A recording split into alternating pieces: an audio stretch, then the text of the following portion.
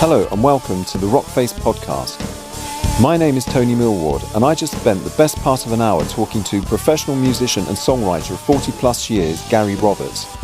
And I learned what happened when he asked Ringo Starr's son and world-class drummer Zak Starkey to join his band.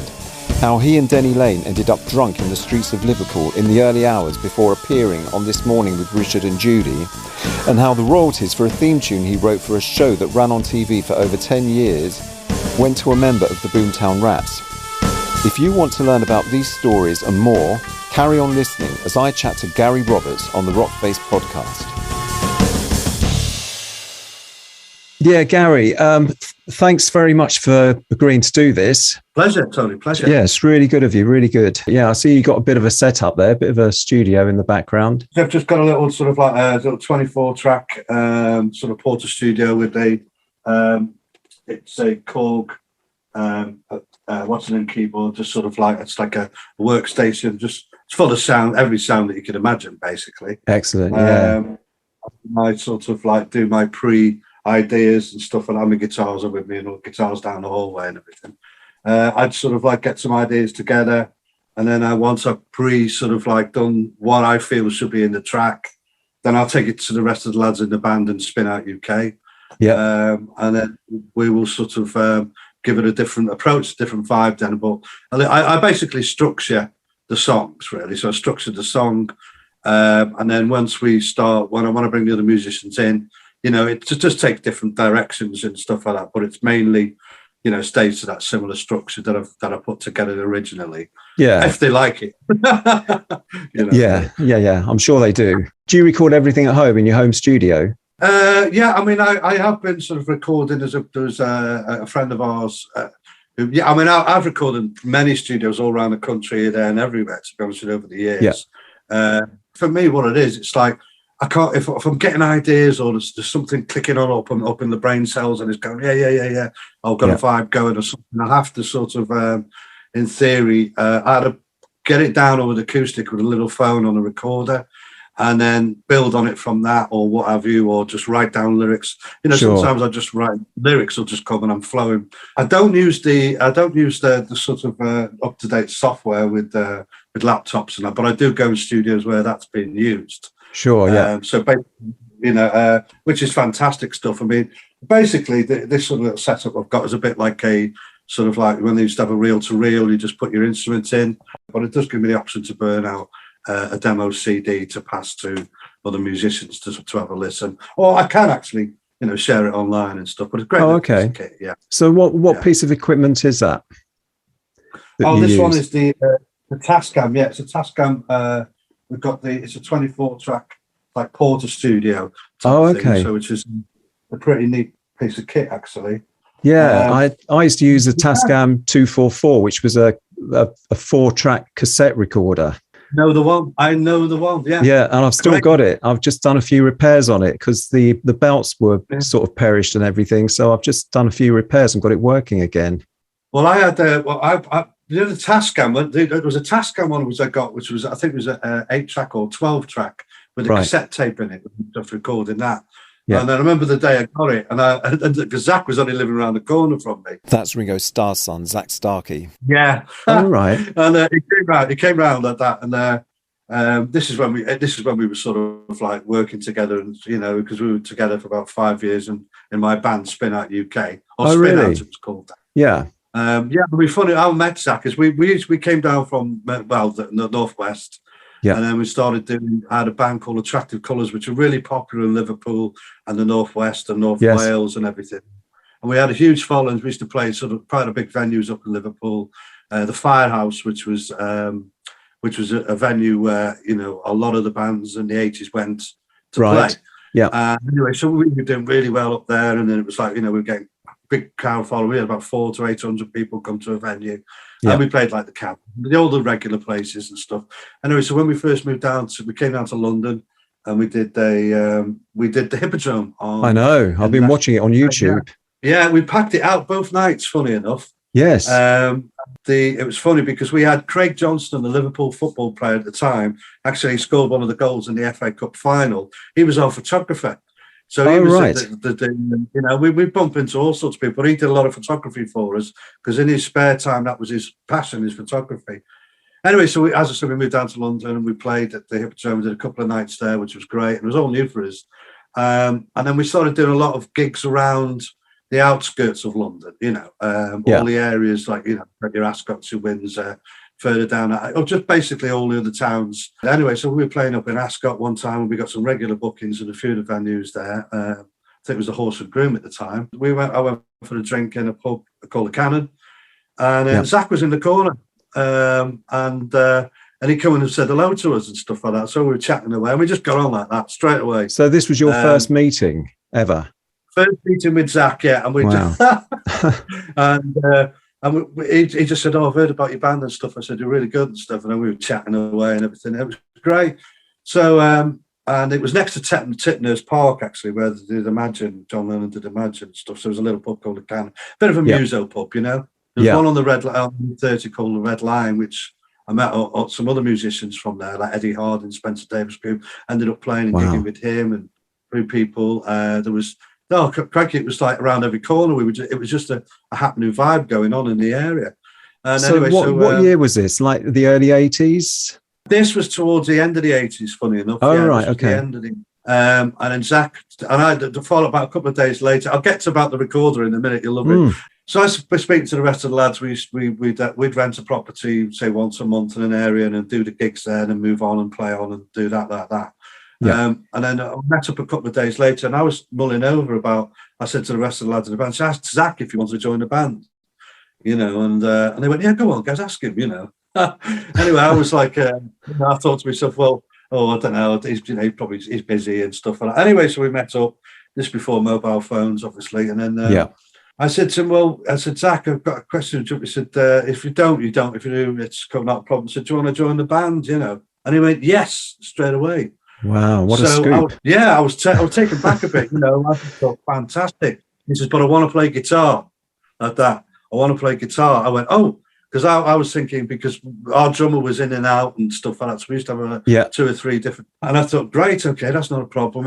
And for me, from that, I mean, with Zak, and Zak got me into a lot bit more guitar orientated, sort of rock style music, really, which was good. And then I was funny. Well, before that, I bumped into Denny Laine in one of our gigs. Oh, I was going to ask about him. Denny Laine. Yeah, I was going to mention him. Yeah, we were playing, funny enough, we played this venue, and then I was sort of like, the end of the evening, I was looking over in the far corner and I saw this guy, and I thought, I recognise him, I know him from somewhere. And I thought, that's fair. And I thought, it's Denny Laine. I thought, crikey, it's Denny Laine from Wings, it was out of the blue, and he was sitting watching us. So at the end, I went over and introduced myself and introduced the rest of the lads, and we just got on great. Like we did with Zak, just got on brilliantly. Yeah. Anyway, so Denny said, what you doing, and do you want to do some recording? And then we got together. We did a little tour together. I was on his album Reborn. You were on the album? We're on the album Reborn, which was... Wow. What were you doing? Singing, playing the guitar, or...? Backing vocals and stuff, and additional works on it. Oh, okay. Like so, I was singing. But then... and then sort of my band they fizzled off a little bit. But I still had my drummer, so I wasn't stepping on anybody's toes because they went off in different directions, did their own things. But so Denny turned around and said to me, so I'm re-releasing Go now. I said, well, right. I said, okay. He said, you can play bass on it. And I go, I don't play bass. Because you're playing bass and backing vocals. I said, oh, okay then. And he said, I'll teach you. And I didn't have a bass guitar at the time. And then Denny took me to this music shop outside of Slough somewhere. Yeah. Anyway, we knew a guy there. And then we walked in, and this was like, I'm still like, I'm with Denny, And next minute, the guy gave us a bass guitar for free. And I thought, wow, that's amazing. So anyway, then he taught me the song, and then we were going to play on, the release was on This Morning programme with Richard and Judy. Right, okay. basically, obviously, we were in Weybridge, and we had to because he used to live in Weybridge, didn't he? Did he not have a music shop himself, Denny Laine? That's right. Yeah, it was the same shop, but he didn't know anymore. That's the same shop you just said, actually, Tony. Yeah, but So I mean, anyway, so I was a bit sort of like nervous because we were going up to Liverpool to play on this morning program. Right. And I hadn't played with the drummer or the keyboard player. So me and Denny are up in the car, we're getting driven up there to the thing, and the manager's in the front seat, and we got a driver. Anyway, so we get to Liverpool, and I'm thinking, great, I can't wait to go out and show Denny off to my friends in Liverpool, because everywhere, the thing was, wings and all that. So anyway, so when we got to the hotel, the manager goes to us, says, right, don't go out tonight, lads, because you've got to go up in the morning, you've got to get on set. And early start. That's the early start, indeed. So we said, yeah, okay, Brian, yeah, thanks, mate. Okay. Anyway, so as soon as he went, me and Denny were off out. Went around all Liverpool, and he was signing autographs, signing guitars and things like that. And coming back down there, it was a night to remember. And then, of course, when you do that, you can get people going, oh, what are you having to drink and stuff like this. And so it goes on and on and on. Anyway, we're walking back down Bold Street in the middle of Liverpool about 4 o'clock in the morning. And there's nobody about, and there's one guy walking, coming up the road like that, and me and Denny were sort of like rocking down the road. Yeah. And this guy goes, "Hey, Gary, how you doing?" It's like that. He said to me, "Hey, Gary," and then Denny looks at me, and goes, "You know everybody, don't you, Gaz?" So anyway, the funny bit was like, anyway, so we got back to the hotel, absolutely a bit mullered and stuff like that. And we're up next morning, and then next minute there's a knock on the door, and we've got to get down to the Albert Dock. And then eventually, we were, our heads were like this. I was nearly banging the walls in the hallway of the hotel. that far gone. So we got to the show, we set up, and it was set up in a bar. Anyway, so the crew were there, and they said, right, what we want you to do is come on 5 minutes just before the advert comes on. We'll count you down, count you in, and then you go straight live. Yeah. So, and funny enough, we were the actual first band to play live on the Richard and Judy show.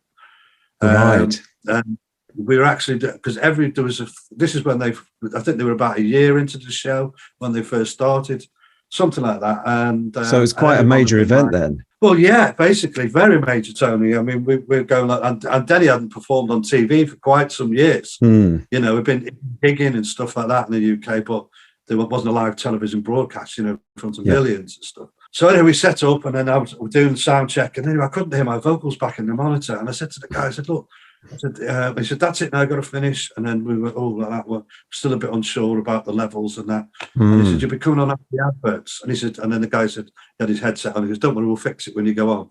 So I went, okay, anyway. So we're all getting, and the advert comes on. Like it goes 5, 4, 3, 2, 1. And of course, now on Go Now, then he starts with, we've already said, like that. And because we had a bit of a night before, it was a little bit groggy, so it came out, we've already little bit like that. About 20 seconds, we got into the song, and it was fine. We sailed through it, and we did a cracking job, and it was great. In fact, I think it's on YouTube somewhere. I'll have to look that up, definitely. It's on our, I think it'll be on the Spinout UK. It's in there somewhere, on the Spinout UK Facebook page. Oh, right, yeah. But anyway, so the levels weren't quite right, Tony. So anyway, so years later, I was in Pinewood Studios in the film studios, and I was meeting up with a fellow who's a director for some music for some tribal films and stuff like that. So I was in the sort of like restaurant bar area. Anyway, so the director comes in, and I knew him very well, and he's with this other guy, and this other guy says to me, he says, is your name Gary Roberts? Yeah. I said, yeah. They said, he goes, I owe you an apology. I said, what do you mean? He goes, was you working with Denny Laine on Go Now on this morning program in XYZ year? I said, yeah. And he said, well, you know why your sound was all over the shop and it wasn't quite right at the beginning? I said, yeah. He goes, it was me. He said, I was doing it deliberately. He said, because I worked on Brookside, the television show, and he didn't like Richard and Judy, and it was his day off, so he's sabotaging their show for the day. So he sabotaged your set. Yeah, just in the beginning. We got it right in the end. It turned all right in the end, but and so with Zak, anyway, so back to the Tascam recorder. Oh, so yes. When I first got the Tascam recorder, on the same day, Zak came round like that, and he goes, And I set it up, and Zak goes to me, goes, "Oh, Gaz, can I borrow the recorder?" Because it was like a new thing out. And I thought, oh, it was cheeky chops like that, because I thought, well, and they give me this look as if to say, I've got some ideas I need to put down. And I went, go on then. So the first day I got me 12-track recorder with the tape machine, similar to yours. Yeah. Zak took it for the night. he did do a couple of good demo tracks on it. So. But because he's known more as a drummer, isn't he? Yeah. Well, basically, I mean, Zak was, he's one of the top drummers in the world in his field, whatever. I mean, Zak's drumming. I mean, he was working with. He was doing sort of like big shows with Roger Daltrey and. Yeah, that's right. Yeah. And he had a lot of Bernie Marsden from Whitesnake, and there's a list. He basically, as gigged and played with everyone, but they weren't permanent things. It was just like a one-off event, for wherever it may be in the world and stuff like that. But yeah, so Zak's drumming was basically second to none, really. Great drum. It's just a natural, and he works hard on it, and now he's in the position he's at, basically full time with the Who and stuff. So. Yeah, well, he had a good teacher. He certainly did, yes, and Keith Moon, yeah. Wow, yeah, yes. I'm sure there are lots of stories about Keith Moon. Yeah, that probably can't be told. No, but I mean, Zak and I, we did a gig in Hastings, funny enough, and it was downstairs was a Hell's Angels bar, and upstairs was a gay bar, and we were doing a 3-piece. So Zak's on a Les Paul, and he's astonishingly lead guitar player as well. So we were just in a 3-piece at this time. And anyway, so Peter Grant, manager Led Zeppelin, was coming to see us. This is when we had long hair now. And we set up this venue anyway. So we had one roadie with us called the Druid and stuff like that. And so basically, Peter Grant walks in. He's got a broken leg at the time, Mr. Grant. And he walks in with his security, and he sat down. And I'd hate to suggest he was in a fight or something. He was quite notorious. Yeah, but fun talking about fights. So the Hells Angels. So we started playing, and we were rocking. We think we got to the second track in the set, or third track. And as I was on bass guitar then, and then unfortunately my A string snapped on my bass. Oh no! And that a lot. I used that one for a lot of root notes, up to D and so on, or B or whatever, and driving the band with that sort of A string. Yeah. And I didn't have a spare bass. It wasn't a venue for here's your next guitar or somebody there, but it was just spitting dust and just getting up in. And anyway, so all my thinking had to change. I was going, oh no, and I thought, anyway, so I managed to get through. It was you don't realise how much you rely on one string, especially if you're doing the bass guitar and stuff like that, whatever, all the thinking and the roots and changing. But so we managed to get through the first half anyway. So Peter Grant at the time, we sat down, he goes, where's the fucking roadie? He goes, well, they should be changing the guitar strings, what, blah, blah, blah, back in this and that. And he was going mental, he was. And then I had to say to him, because we were sitting with Zak and we were chatting away, and I said, don't forget he's got his broken leg. And I said, well, Peter said, basically the guy doing the sound for us and the roadies, he doesn't really change guitar strings. He's got no feelings in his fingers from birth and stuff like that or whatever. So we didn't, and he calmed him down and everything was fine. Because in Peter Grant's world, whatever the musicians want, he made sure they got what sorted. Yeah, he looked after the musicians. Yeah, I mean, it was totally about, it was about the band, whatever, I mean, obviously the highly, highly sort of, what's the word I'm looking for? Attentive? Well, yes, basically. And wanting, so whatever the musicians wanted to do, they got. Not so much for anybody else, though. No, not if you're in, not if you're in the firing line. No. But so anyway, so we got through the gig and it was great, and we were all screaming for more, and we finished at the end, and then as I say, I went to introduce the roadie to Peter Grant, and I said, Ian, I said, dismiss the Peter Grant, and Ian went to shake his hand. This is the friend of ours. Yeah, couldn't change the strings. And as he went to shake his hand, he fell on his broken leg. He fell on top of him on his broken, and we all looked at each other and went, "Oh no!" Oh my God! I bet the air was blue. Well, it was, Tony. It was because we calmed everything down, but then Peter just gave us this look as if to say, "Don't worry, boys." we're having a good time. But I mean, there was great little venues we just turn up and play at and stuff, whatever. So I'd be interested to know. I mean, you've been a musician for a long time. Yeah. When do you remember when you first took an interest in music? You know, what sort of age you were, and what was the music? Right. Was it records or radio? What it was, funny enough, obviously coming from Northwest and everything, I started on drums first and doing backing vocals. And what happened is I got there was an ad in a newspaper. They're looking for a drummer, right? And I was 16, 17, nearly 17 at the time. 17 at the time, and basically I went along with the drum kit, and in fact I took the drums on the bus to get there. That's quite a job. Yeah, it was actually. And then I played, and they went, "Yeah, we'd love to have you in." And the first band was called Fatal Gift.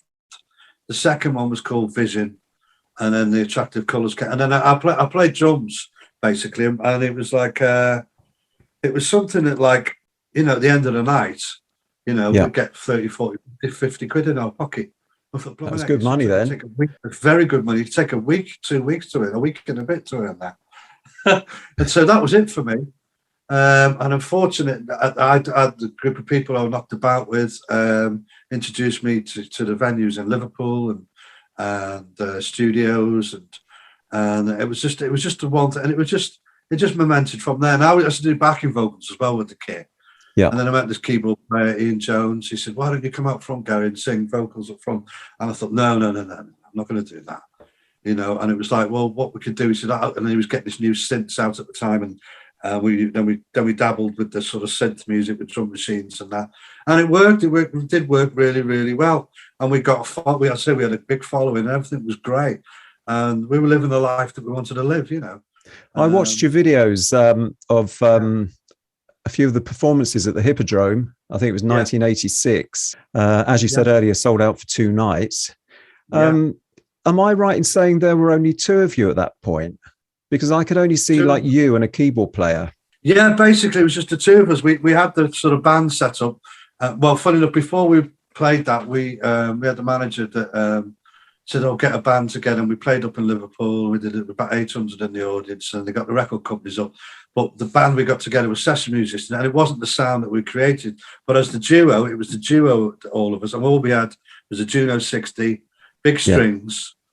We had a Korg bass keyboard from the lower parts of register to really rumbly sound, so it would shake the broom and stuff like that with the bass. It was a great sound, yeah. Was that Ian Paul you were with? Ian Paul, Ian Paul, if it wasn't for Ian Paul giving me this sort of like, "Come on, guys, let's go, let's do it. You can do the lead vocals," and doing that, and it just seemed to work when we were writing together as well. It was quite strange because it was like, you know, he'd be tampering around with the keyboards and sounds, and all of a sudden I'd be writing lyric after lyric, and they come really quickly, and I'd write them down like that, and the next minute we'd try to get a melody in with over a few chords and stuff, and that's how we built the songs. And we used to write really quickly. And then there was times where we just got a bit of a block or it didn't happen and stuff like that. But yeah, I mean, we did really, really well as the duo. And funny enough, the manager at the time turned around and said, if I had the record companies there then that night, he said we would have had a deal on the table, but he didn't. So I'm sure you would. There's one song I particularly liked called "All the Evil That Men Do." I don't know if you remember. That's got a very infectious chorus. Yeah, all evil that men do, there is nothing we can do. It's just got a really good chorus. I'm surprised that didn't make the charts, to be honest. I mean, did you manage to get a contract? Were you on a label? We never did, to be honest. There was offered one contract from a record company. Yeah. And at the time we were like jumping for our joy. We thought, thank God for that. Someone's going to get into it. They're going to like what we're doing, and we're going to be ploughing on and writing plenty of albums and guitaring and gigging. But in the contract, when we had some solicitor look over it and said, "Look, you can sign it, and you probably get to where you want to be, but you won't own any of the rights to your music." It's that old story, creepy, and it was a case of like, well, how precious are you with your songs? Do you take on a deal and then at least get to a position where you can be noticed and then move on from that deal, depending. But we didn't sign it, and we just thought, well, and they were saying, well, it's going to cost us for the studios. We're going to be doing this. We're going to be doing that. X, Y, Z. This is why it's like it is, and all of that. And the one thing, that I really, really think that we missed out on at that time was a decent record company, sort of, The thing is, a lot of bands were getting ripped off, weren't they? And a lot of them would sign anything just to get a deal. And a lot of bands who were big names and got into the charts were still living in bedsits and living on like 20 quid a week or something. That's it, Tony. Yeah, I mean, you think somebody, they're in the top 10. And then you think, oh, well, they're living the lifestyle of living the life of Riley, and they're not. Queen, for example. I mean, I think even when Bohemian Rhapsody was in the charts, they were still all sharing a sort of bedsit together and living on virtually nothing because they signed a rotten deal. Yeah, it's unbelievable. And that's it. I mean, a lot of the as I say, it's all down to the lawyers and stuff like that. They're the ones that actually create these contracts and deals. Yeah. But that was the one thing I missed. When we were at a position where we needed a major record company, but we didn't get. The manager at the time didn't follow that up, and he regretted it. He apologised to us many years later on that. But then things might have gone a different way. So if I might have probably, then as I say, when I met up with loads of different, like with I would probably when I met Denny, then moved on with Zak, and then good for Paul Linder, Lemmy's son Paul. Yeah, used to come up. And he did Sunshine on a Rainy Day with Zoe. Oh, yes. Big hit. Paul's a very, very close friend of mine. And in fact, it was me and Paul worked with Benny King. That's when we did the gig with him. And he loved us. Benny shook our hand and he goes, "You've got a great band, Gary," and stuff like that, and loved what we were doing. So Paul Linder, was he not with Motorhead? He did play with Motorhead with his dad quite a few times. About 10 years ago or whatever. But Paul used to go on tour and play as a guest lead guitarist. Right. But I'll probably hook it up with Paul in the new year. But I've recorded quite a few tracks with Paul and stuff, and we've gigged together and slept in the fields and did festivals and all of that type of thing. So, just out of curiosity, do you keep in touch with Ian Paul at all? I mean, do you know what he's up to now? No, sadly. I mean, I wanted to. There was quite a big sort of call out for us from up north, and said, when a few people want to get the bands back together, and Ian. Yeah. But sadly, I saw his sort of mental state went sort of a bit south type of thing or whatever. Oh, so he's sad. not. Very sad. So, which is a shame, really, because quite a few people have said that, and it would have been good for us. I mean, there was an agent up north who wanted to put us on quite a few venues. But I Ian was just not up to it. So we tried contacting him through some friends up there, but no reply, nothing. So I think he's just sort of become a recluse, really, and not really doing anything. Oh, that's a shame. That is a shame. Yeah, Gary, can I just quickly ask you about your dad? Yes, of course. Yeah, because for people who are listening to the podcast and don't know, yes, your dad is the very multi-talented Russ Abbott. He is indeed, yes. And so I can remember watching regularly his show, with Basildon Bond and Miss Funny Fanny, Bella Emberg, I think it was, as Cooper Woman. The Blunder Woman, the Cooper Man and Blunder Woman it was. That's right. I mean, that was hilarious. And See You, Jimmy.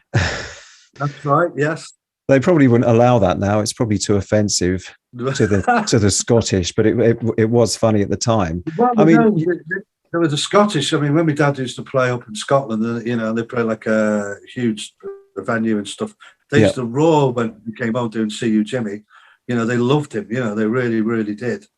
It was big good. And everything. So yeah.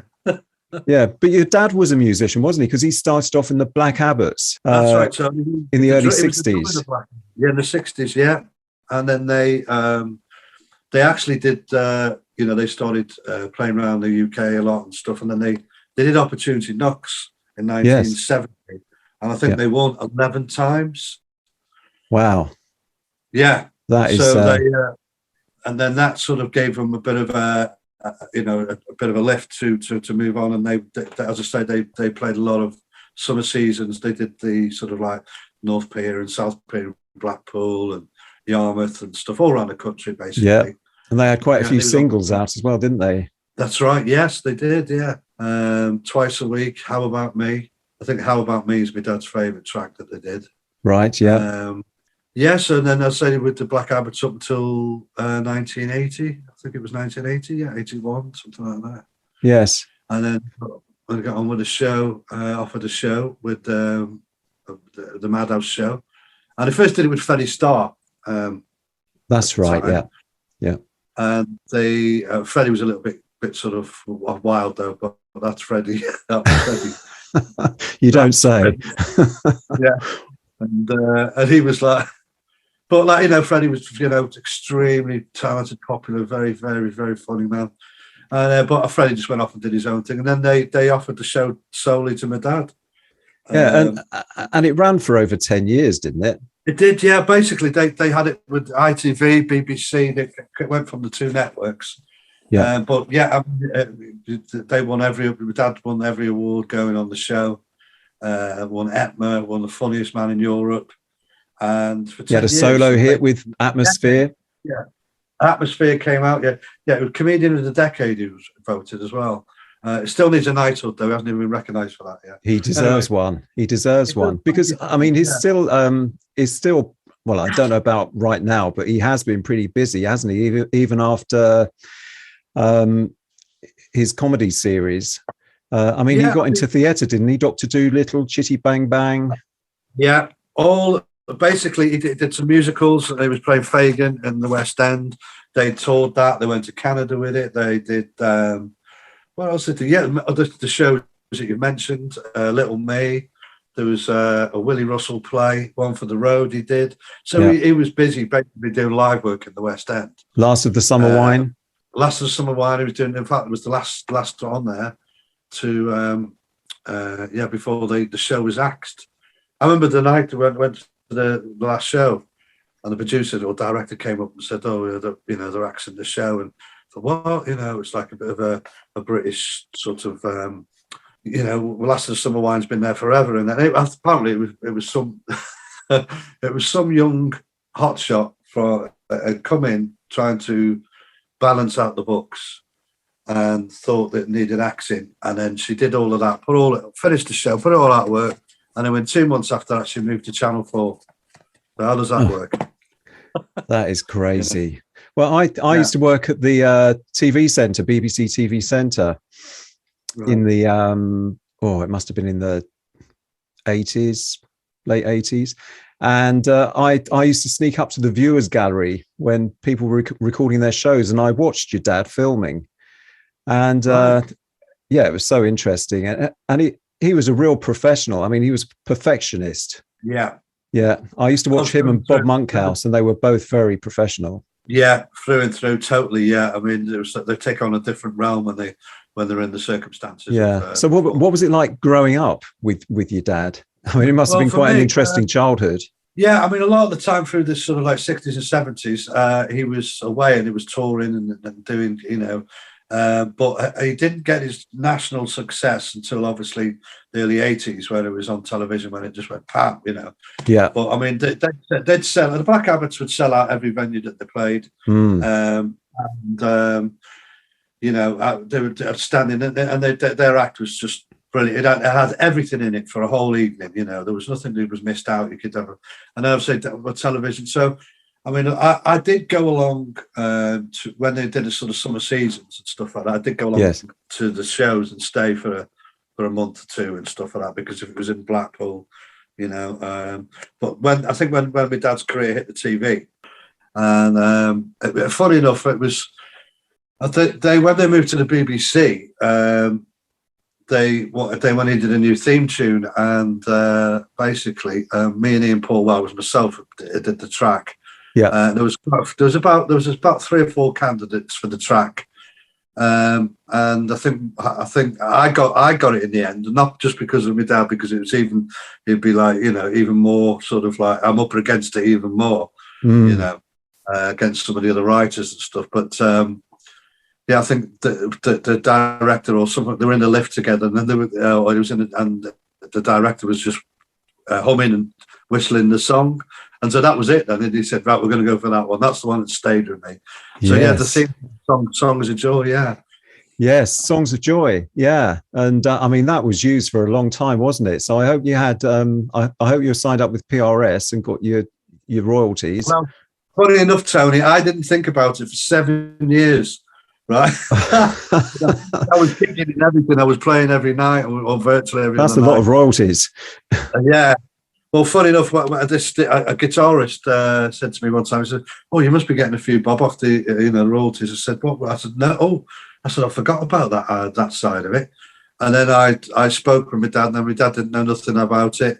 So anyway, my other friend Brian, his name was, introduced me to Brenda Brooker, who was a publisher at Rack Records in London, St John's Wood, and she used to know Cozy Powell, who were very, very close friends and stuff, and they worked together. So she basically said at the time, you know, she would do the collection for me, or you know, and then obviously you work out a percentage of PRS, because you have to have at the time you had to have so many hits and releases out before you could be in PRS. Now you can be in you can be in it like straight away now, you know, it's not a problem. So you had to have a track record, but how do you get a track record if you can't get your first one out? Anyway. Bit of a catch-22. It was very 22. But apparently the bass player from the Boomtown Rats is the same name as me, or I'm the same name as him, Gary Roberts. Yes. And they found out, if they said, "Oh, we've been paying this money to Gary Roberts." And oh, no. And it was him. So they've been paying him for 7 years. Of all this money. I wonder if he even noticed. Well, I don't know. I mean, they were very quiet at the time then. So they weren't sort of like, they didn't have their comeback. But anyway, so it was sorted, and they obviously deducted whatever he gets in. And then they got Brenda Brooker Brasser got it sorted for me. So you got a nice big paycheck. I did. And my face was like, "Oh my God, I can't believe it." It was completely slipped my mind, you know. I was like, no. Why, you know, because just gigging and never even thought about the royalties. Strange. Well, so that's 7 years of royalties, and then whatever you got beyond that as well. That's right. Yeah. Yeah, that is amazing.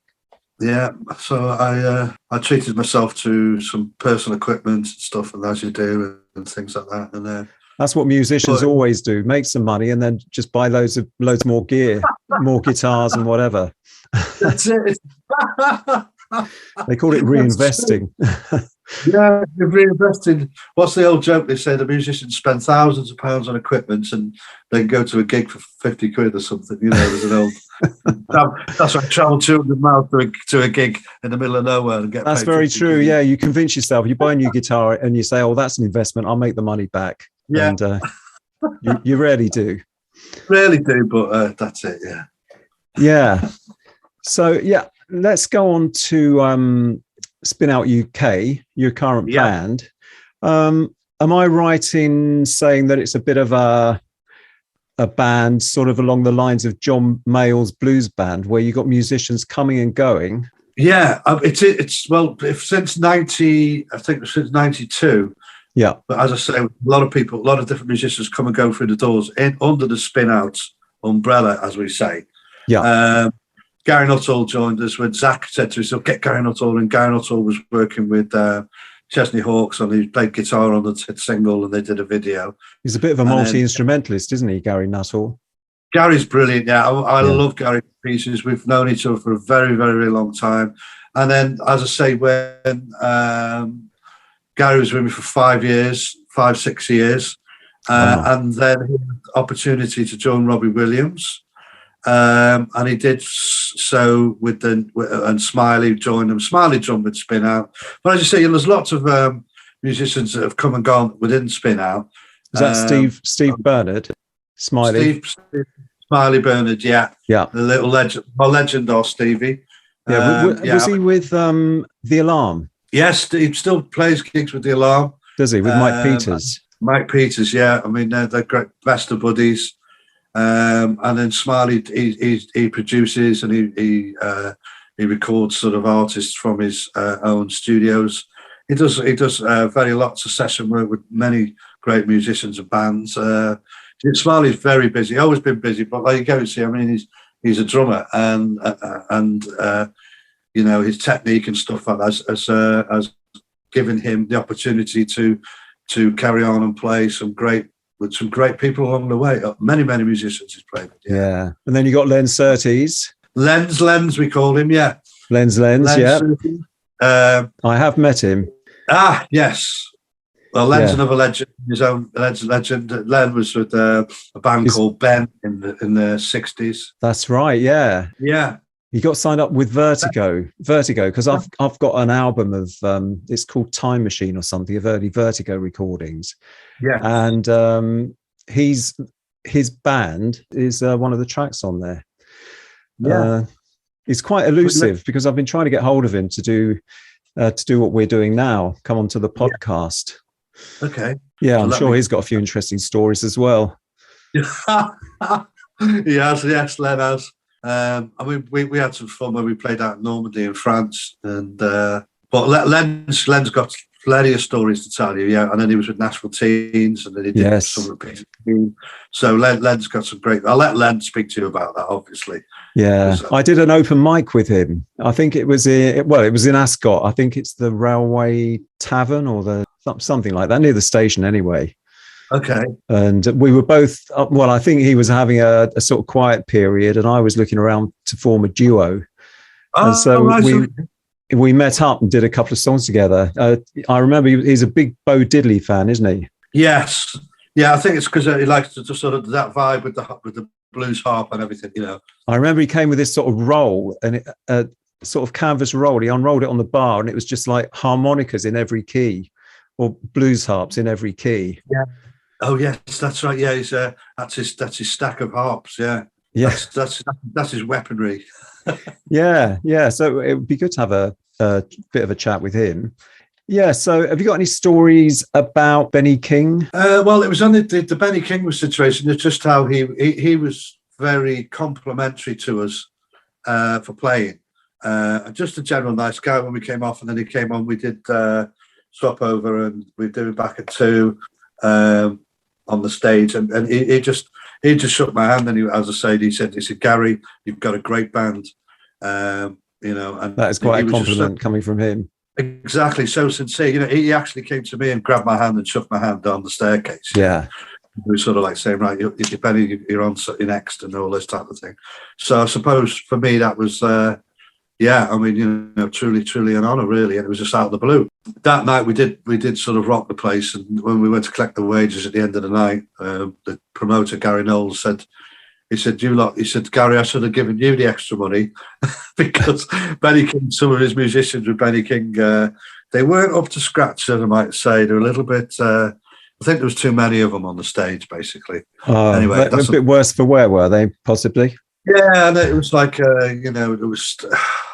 They were a little bit, how can I put it? Well, basically, with our equipment and their equipment, they wouldn't budge. They would not budge. And yet we were playing and we rocked the venue like no one's business.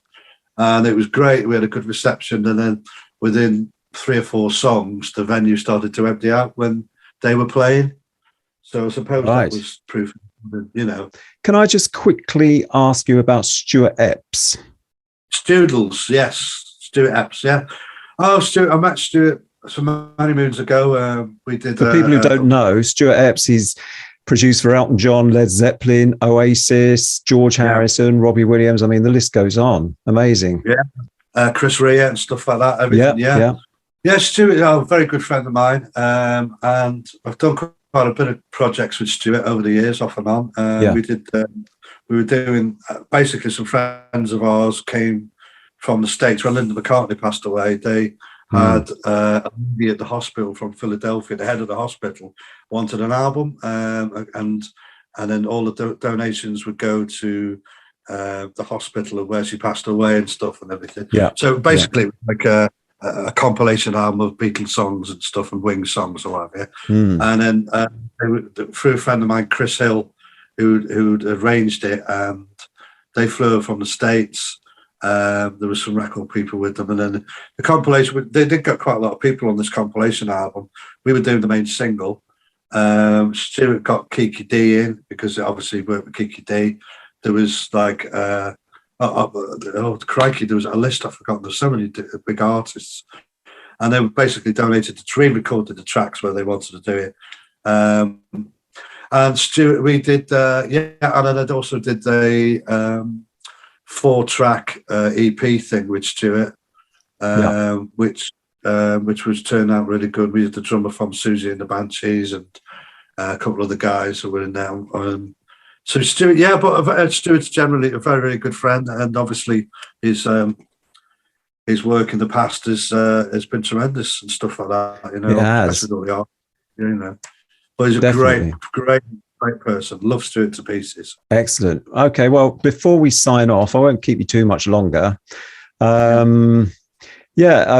just wanted to mention your albums. My Kind of People came out in 2018. I mean, the songs on there, they're very anthemic, aren't they? It's like stadium rock. I can imagine that in a massive stadium, that music. I mean, it's when I was listening to it, parts of it, I thought of The Damned, U2, Simple Minds sort of thing. Would you agree with that? Yes, Tony. Yeah, I think I totally agree. Oh, good. No, that's right. I mean, I just like it is a big sound, especially live as well, obviously. Yeah. I'm quite proud of the tracks on both of them albums, as I say. But I mean, we did the Lake Fest on the BBC Introducing tent and stuff like that, and it was quite a surprise because the engineers have been there all day and all night, and they've been doing quite a few bands and stuff. And we were on very late. We were on very late with this night. And I could tell, but when we got there, when we turned it, they'd sort of been particularly sort of like had enough. They're a bit tired because of technical team. But when we got up on stage, we all sort of plugged in and we started to kick off. They didn't cut your fold back out, did they? Grudgingly, like the other guy. All of a sudden they went ping. The lights went on like cat's eyes in the middle of the road, and then they just sort of like and they jumped to action stations and they got the sound brilliant. And so this is the new band lineup with Will Pike, Lens or Lens Surtees, Richard Roberts, and myself. So it's a 4-piece. And obviously, we're aiming for doing as many sort of festivals as we can into the new year, 2022. And obviously, must have been very hard, like for all musicians during lockdown. Drastic cut in work. What were you doing during that time? I mean, you recorded your Calling Out album in 2020. So did you concentrate on recording and writing during the lockdown? I did, to be honest with you. I've did sort of like a lot of sort of new ideas and recording because of the situation. But just funny enough, just before we were going to go on this American tour, and then this tour in Spain at all these rock blues clubs, and then when the pandemic thing hit, that was it. Just sort of a typical timing, like for so many people. Yeah. Exactly, for everything, and you just have to accept it. So I just got busy, like you say, recording, writing new material. I did some backing tracks and music for a solo artist called Daisy Riley. Right. She's like sort of like a folky style thing. Yeah. So I had to help sort of like help produce an album for her.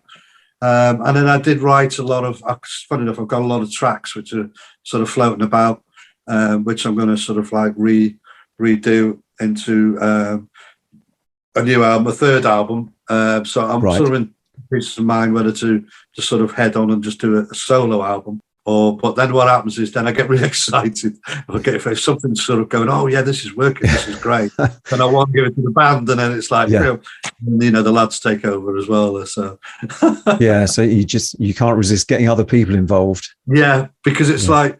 I mean, yeah, I mean, obviously, exactly. That's. I mean, it's because when you're writing, you know, you can. I have a formula and I have formats and stuff, and I sort of like I think myself, right, okay.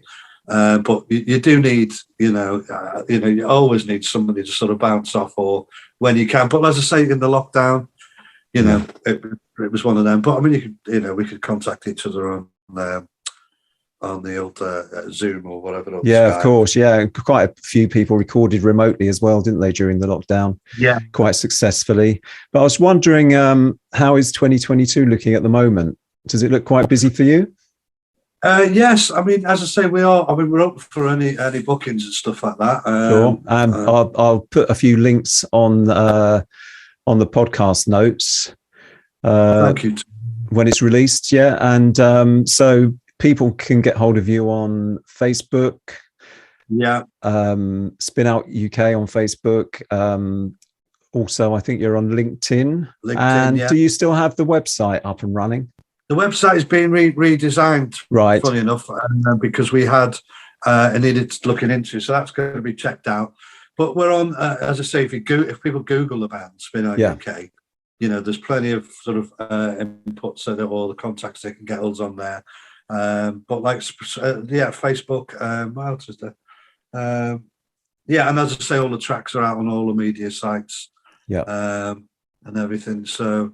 But yeah, they can get us. Yeah, Facebook's fine. Facebook's pretty. And I've got to recommend people searching for you on YouTube.